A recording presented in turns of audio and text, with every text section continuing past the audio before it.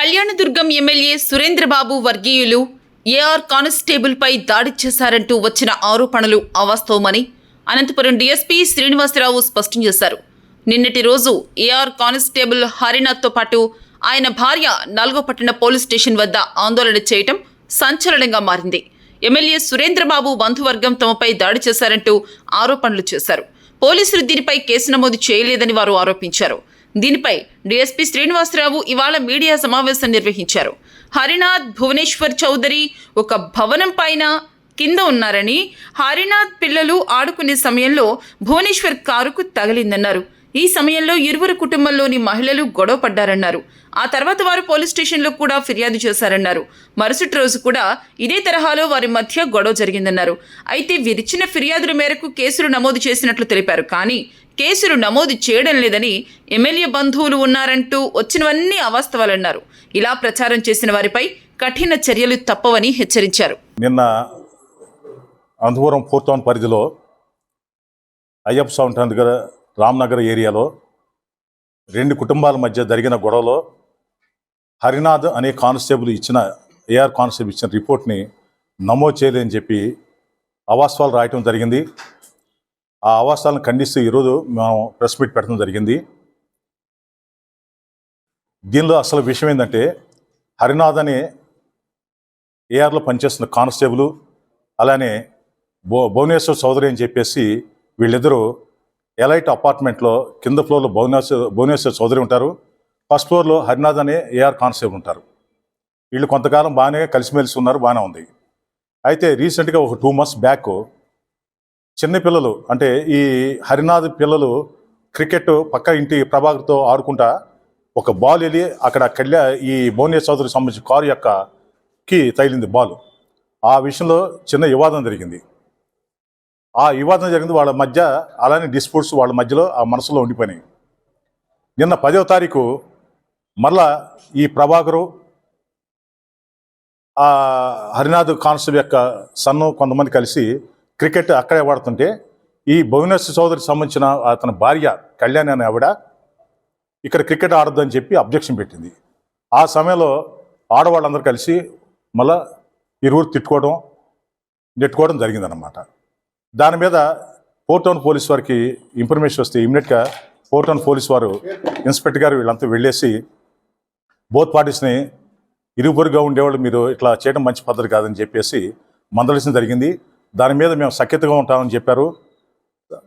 అంతటితో అది వివాదం అయిపోయింది. ఆ మరుసటి రోజు అగైన్ ఈ ఏఆర్ కానిస్టేబుల్ ఎవరైతే హరినాథ్ అని అతను ఉన్నాడో, ప్రైమ్ మినిస్టర్ బందోబస్తు నిమిత్తం అతని భార్య అంతకుముందు రోజు ఇంటి అక్కడ లేరు, వాళ్ళు బట్టలు తీసుకోవడానికి వచ్చారు. ఆ వచ్చిన క్రమంలో అక్కడ ఈ భువనేశ్వర్ యొక్క భార్య అనేటి కళ్యాణ్ ఆవిడ సూటిపోటి మాట్లాడటంతో అక్కడ వివాదం మళ్ళీ స్టార్ట్ అయ్యి ఇద్దరు కొట్టుకోవడం జరిగింది, ఆడవాళ్ళు కొట్టుకోవడం జరిగింది.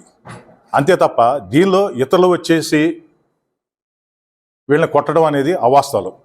దీనిలో కొన్ని పేపర్లో కొంతమంది రాజకీయ నాయకులు ఈ పేర్లు పెట్టి రాసిందని మాత్రం దీనిలో అవాస్తవాలు. మేము పక్కా సీసీ ఫుటేజ్ వెరిఫై చేసి ఎవరైతే దీనిలో పార్టిసిపేట్ చేస్తారో వాళ్ళ మీద చర్యలు చేసుకోవడం జరుగుతుంది. అంతేకాకుండా నిన్న ఈవినింగే ఇరు వర్గాల వారు పోలీస్ స్టేషన్లో రిపోర్ట్లు ఇస్తే నిన్నే కేసులు కట్టడం జరిగింది. ఈ 2 కేసులు కూడా నిన్న కట్టినాయి. కేసులు కట్టలేదని పేపర్లో రాశారు, అది అవాస్తవం. ఇది ఆన్లైన్ పేపర్స్, ఇవి అప్పుడప్పుడు తయారు చేసేవి కాదు. అదేవిధంగా కానిస్టేబుల్ కూడా కొన్ని రాజకీయ నాయకుల పేర్లు ఎత్తి మాట్లాడటం కూడా, దానిలో వాళ్ళని ఇన్వాల్వ్ చేయడం కూడా అది కరెక్ట్ కాదు. వాళ్ళు ఇన్వాల్వ్మెంట్ ఉంటే ఖచ్చితంగా 100% మేము యాక్షన్ తీసుకుంటాం. మేము విచారించే వరకు ఇప్పటివరకు విచారణలో మాత్రం ఎవరైతే అతను పేర్లు చెప్పాడో ఆ పేర్లు వాడు ఆ నేరస్థానం విజిట్ చేసినట్టు మా దగ్గర, వారి దగ్గర కానీ మా దగ్గర కానీ ఆధారాలు లేవు. కాబట్టి ఇలాంటి వార్తలు రాసేప్పుడు కొన్ని సెన్సిటివ్గా అవుతాయి. ఇది ఓన్లీ పర్సనల్ ఇష్యూ, పిల్లల మధ్య జరిగిన గొడవని తీసుకొచ్చి రాజకీయంగా చేయడం అనేది ఇది కరెక్ట్ కాదు. దానివల్ల ఇష్యూ డైవర్షన్ అవుతుంది, లేనిపోయిన సమస్యలు కొత్త అవుతాయి. ఇలాంటి రాతలు రాయటం వలన మనం అది సొసైటీకి కూడా మంచి చేసినట్టు కాదు. ఇది అనవసరం టెన్షన్ పెడుతుంది. అటువంటి వారిపై చర్యలు తీసుకోవడం కూడా మేము సిద్ధంగా ఉన్నాం. ఘటన ఎప్పుడు జరిగింది సార్? 10 11 10వ తారీఖు ఒకసారి జరిగింది మధ్యాహ్నం పూట. దానికి వెళ్ళి ఫ్యాష్ చేశారు. ఇద్దరు బోత్ పార్టీస్ సైలెంట్గా ఉన్నారు. 11వ తారీఖు మళ్ళీ అగైన్ గొడవ జరిగింది. 11వ తారీఖు ఈవినింగ్ 4 ఆ ప్రాంతాలు జరిగింది అనమాట. జరిగినప్పుడు వాళ్ళు వెళ్ళినప్పుడు అక్కడ జరిగింది గొడవ. దాంతో బోత్ పార్టీస్ పోలీసు వెళ్ళారు, ఇన్స్పెక్టర్ గారు వెళ్ళారు, ఎస్ఐ గారు వెళ్ళారు, స్టాఫ్ వెళ్ళారు. అక్కడ అరుచుకోవద్దని చెప్పి పోలీస్ స్టేషన్కి రమ్మన్నారు. బోత్ పార్టీస్ పోలీస్ స్టేషన్కి వచ్చారు. 2 పార్టీలు రిపోర్ట్లు ఇచ్చారు. 2 కేసులు నమోదు చేయడం జరిగింది. ఇప్పుడు కేసు నిన్న జరిగింది సార్. ఎస్. ప్లస్ వీడియో అంటే ఒక వర్గం దాడి చేసే వీడియో మాత్రమే బయటకు వచ్చిందని అంటున్నారు. వాళ్ళు కూడా వీడియో ఇస్తే, రెండో వర్గం కూడా వీడియో ఇస్తే మేము ఎగ్జామ్ చేస్తాము. మీరు ఈ వీడియో ఇవ్వకుండా నేను ఒక వర్గం అంటే అది కుదరదు కదా. ఇప్పుడు నిన్న బాధలు మీడియా వల్ల ఆ విధంగా ఆవేదన వ్యక్తం చేశారు. Okay, no problem. దానికి ఈ స్టేషన్లో కూడా నిన్నే కాదు, ఈ రోజు ఇచ్చినా మేము తీసుకుంటాం. మేము అక్కడ ఉన్న ఆ ఇంట్లో ఏవైతే సీసీ కెమెరాలు ఉన్నాయో, ఏవైతే డీవీఆర్స్ ఉన్నాయో వాటిని అన్నింటినీ అనలైజ్ చేస్తున్నాం.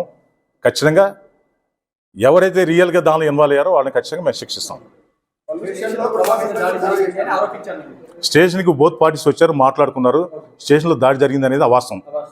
మా దగ్గర సీసీ ఫుటేజ్ ఎవరు దాన్ని కూడా మేము అధికార పర్మిషన్ తీసుకోవాలి. ఇది ఇక్కడ మా పోలీస్ స్టేషన్లో సీసీ ఫుటేజ్ మేము ఎట్టా పెడితే ఎవరు ఓపెన్ చేయడం లేదు. అది ఓరి పై అధికారులు ఏమిటారు. పరిశీలించారా అట్లాంటి విషయాలు? వినండి, నేను చెప్పేది కూడా వినాలిగా మీరు. ఇప్పుడు అది మేము చేయడానికి లేదు. అది అధికారులు పర్మిషన్ తీసుకొని చేస్తాం. ఈ రోజు అయిపోతుంది అది. ఇంకా ఓకే, మధ్య ఉన్న వివాదాన్ని ఈ విధంగా రాజకీయపరంగా తీసుకొచ్చి దాని వివాదాన్ని సృష్టించడం కరెక్ట్ కాదు. Thank you.